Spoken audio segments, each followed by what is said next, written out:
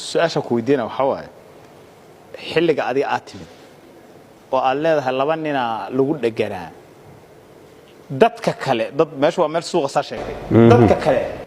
wax culaysa oo dul saarnaa oo ay ka cabanayeen ma jirin Soomaa waa jireen ha u jir way jireen way taagnaa cabashadu nin qoraysito nin kii la jiray cabasho adiga lagu soo gudbiyo oo dadkan fiirsanay ay ka cabanayeen maan arag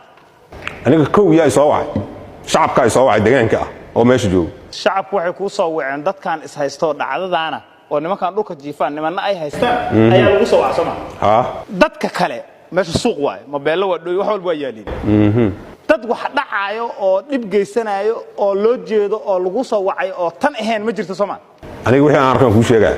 labada inta kale way nin walba gurgiisa ku dhaxal xabad oo ka dhacaysa ninna lagu liif garaaca oo lagu juweynay ninka kale maxuu sameeyaa waxa ku awoodaa inuu qoray u doonto ma awoodo iska dhicin ma gacan hada ula tago midka ruushaynayo kama bedelna macnaha uu tagi kara ma noo sheegi kartaa adu okay qaybta daawashada dad badan daawanaya meesha Soomaa dad badan daaway nin walba guduhu hoosto dukaamada xataa suuqa waa la xiray maadaama rag dhulka jiifaan oo dhulka jiifta la yiri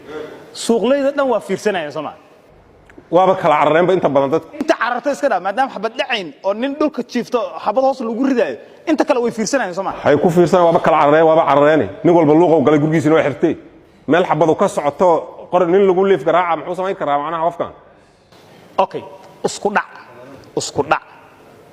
ka horeeyay falkan oo adiga ciidankan isku dhacday ma jira ma okay xiriir aan la sameysay saraakiishii nimankan maamulay oo taliyaasha u ahaa ma jira